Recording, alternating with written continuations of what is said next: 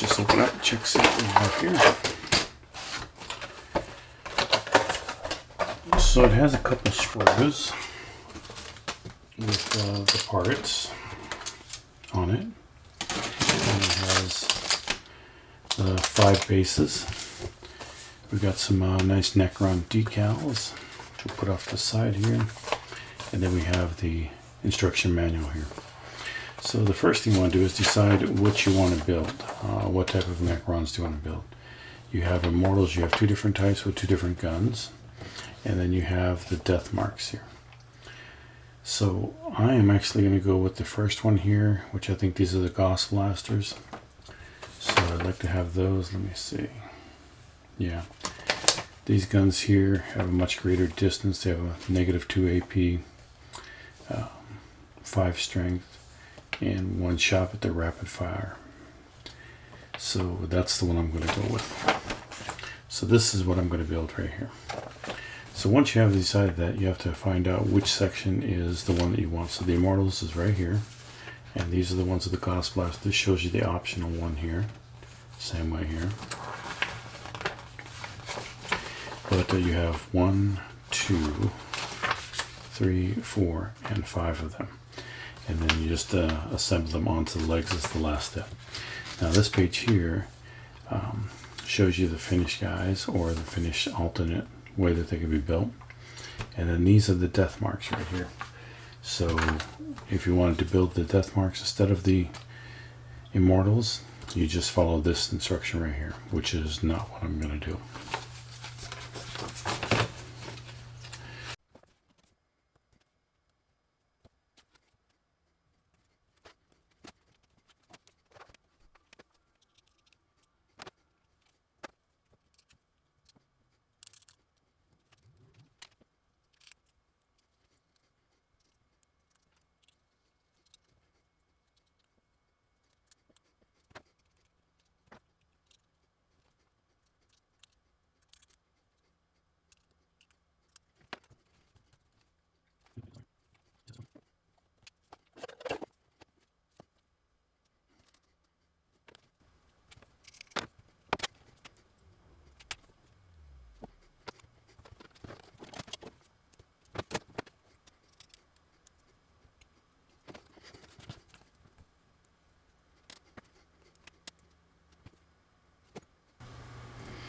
So the key thing here is making sure that those 2 parts fit together right here.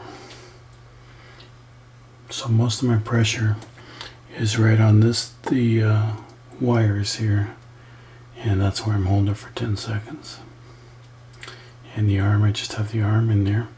And what I'll do is I'll let this completely dry before I add the other arm, because it may require moving a little bit, and that way this joint won't break. So I had a little bit stuck to my hand there. Let's try to get that one little piece there. There it is. So this is the important part right here. This will fit in there and it will stick.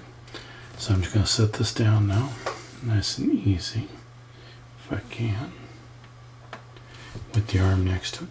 And I'm going to let that dry for probably about a half hour. And that way it's nice and solid before I add this arm here. Because like I said, when I put that arm in, I may have to flex a little bit. You'll see when that happens. So now I can just move on to the next guy. And then I will come back to this guy and work on him. So that's my first one. This is my second guy. Here. As a matter of fact, my second guy. I can take these off. I can actually glue this back on.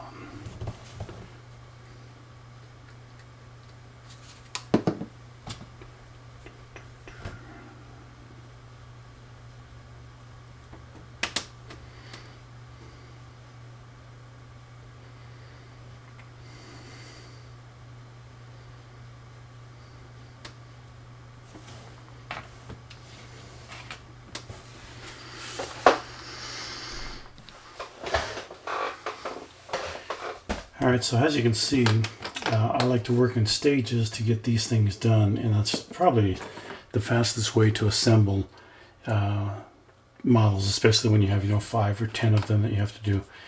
So this is my first one here, and he's assembled to this point where I've got this all glued. It just needs the arm put on. And again, I'm waiting for this to dry completely before I put that arm on, which probably been another 15-20 minutes. This guy is ready to assemble. This piece right now, he's pretty dry, and then this guy is, these two parts are assembled, so I could probably start assembling this here. But again, by doing this method, by working on the next one after you put the sub-assemblies together on that one, that gives it all time to dry. And when you're using this type of glue, you definitely want stuff to dry. One of the biggest problems that when my son started doing it was he was trying to glue something and he would hold it for 10 seconds and then figure, well, it's been there for 10 seconds, so it you know, it's all dry and good to go. And that's not the case at all. You have to let it dry a little bit longer and make sure that everything's solid before you move on to the next thing, and that makes your building so much easier. So now I'm actually on the fourth guy here, so I'm going to cut out all the parts for the fourth guy and then continue on.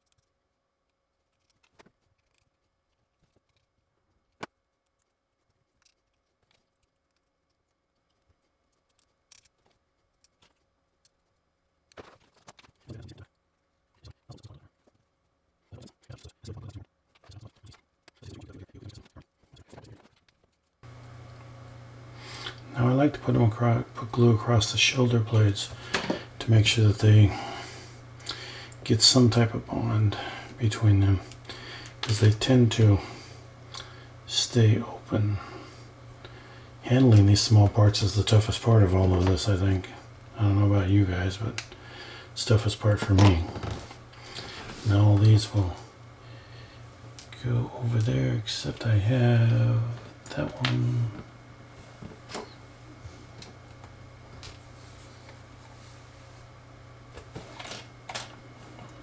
So this guy. So let me make sure, yeah, this is the arm that goes with this guy, and this arm is the one that goes with that guy, the last guy. So the other problem is don't mix them up, which you saw that I started to do there. So now I'm going to come back to my second one that I did, and I'm going to go ahead and glue this part on, make this joint. So you place the ball socket in there first, then you come down and line it up with this. That has a little bit of a nub there. So this was attached to the sprue right here, and I never cleaned that off. So we'll get that flat. And again, that's another good reason to test fit everything. There we go. Now we got a nice joint on it. So this will lock in using that piece there, and then that'll go into there. So what you want to do is find a good angle to hold it for when you put it together. Some of these are kind of difficult to figure out, but there we go. So that'll work if I hold it like that.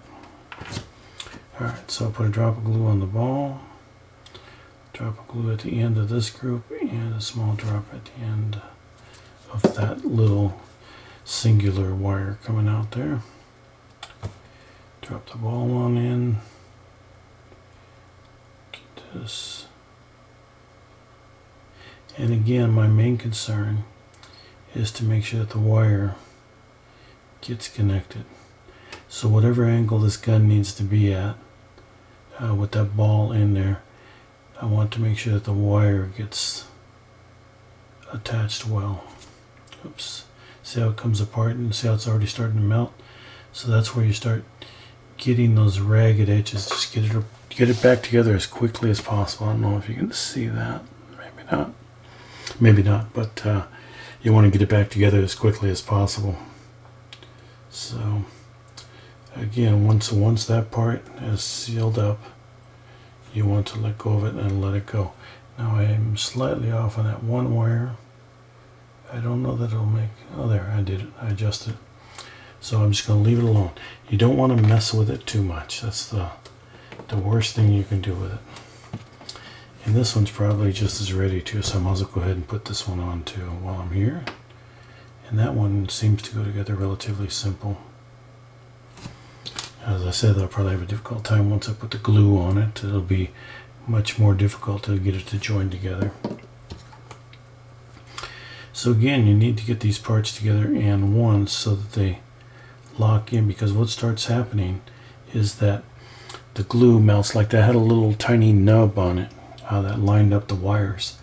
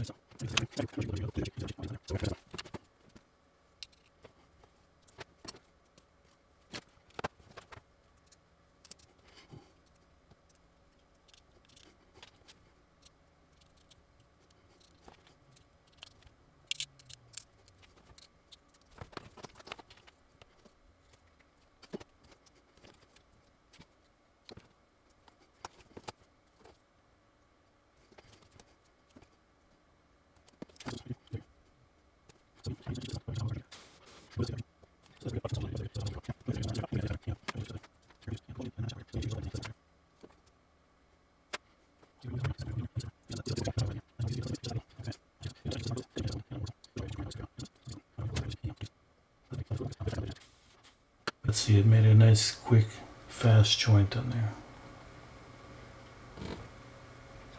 So that one's good. This one I'm going to wait a little bit longer on. Now, while I'm waiting for these last three to dry and to get them situated, I can move on to the next step. Now, the next step on this particular model is just cutting out these feet and putting them on the bases.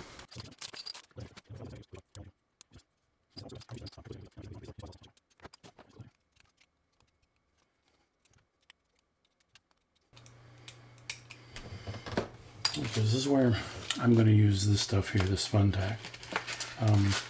It's just a tacky putty, and as you can see, it stretches in and it is pretty tacky.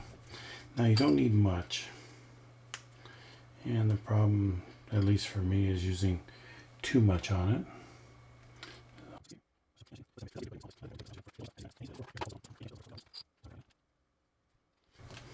So what I do is I'll pull out 5 magnets,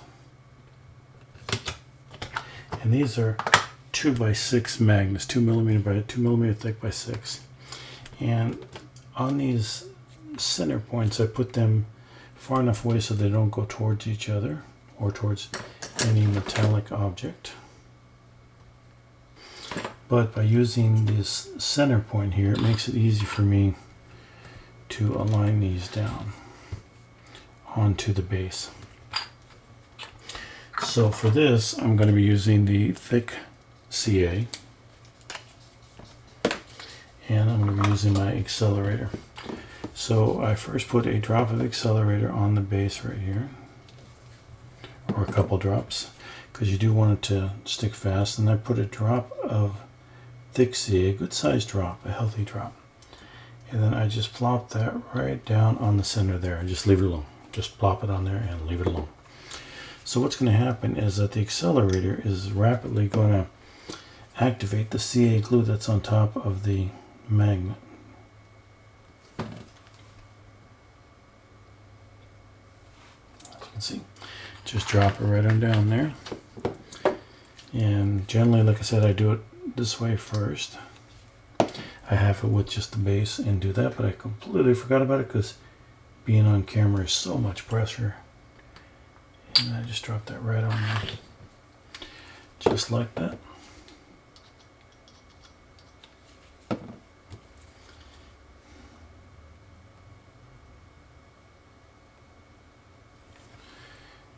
like I said, you want a healthy size drop on there so that there's enough above it to, when the lid comes down and squishing down the drop, it's actually compressing the drop.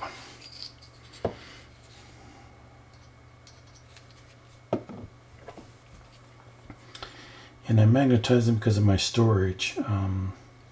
Uses magnets. Now, sometimes when I have something that extends out and it's like wraiths for Necrons, I will also add some lead weight to them, and I have some lead shot, shotgun lead shot that I add to it, which you'll see in another video because I'm sure I will need it at some point. Okay, so now that I have all the tacky wax on the feet, you can see that when I lift this up here, you see that the glue has dried, and that pretty much has locked down the magnet to it. Now, I've not had them come off. Sometimes I add a little bit more glue around there, but so far it's been good, and I've not had to add them around with them coming off, so they stay on there pretty good.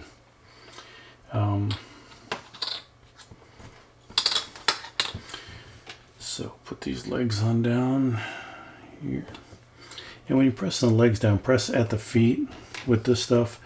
Don't just press through here because you can break it trying to squish it down and get a nice tight bond on there. So the idea is that this makes it, again, removable so that I can do any of my basing that I need before I glue these down. Now, the other thing I also do is I add a little bit of this to the top here. It doesn't take much. Roll up in a little ball and place it right on top.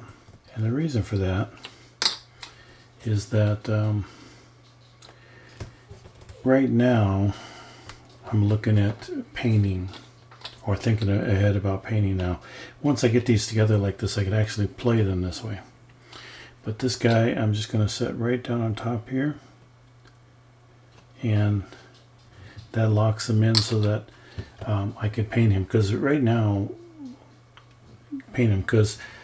I can get in here real easy and paint everything. But once they're all together like that, getting the brush in there and trying to paint all of that is rather difficult. So I want to make this as easy as possible to paint. And it gives me a chance to, position them to the way that I want them for positioning, although Immortals don't have much in the way of positioning. So, and I have these other two that are drying, but I'm going to go ahead and finish up this video by showing you how I end all this.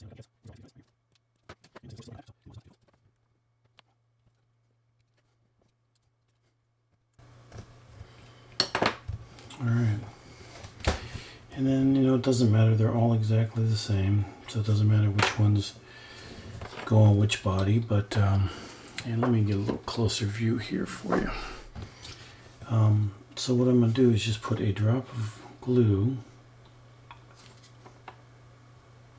right there and on that back piece, and grab onto this with my tweezers as best I can. Not an easy surface to grab onto.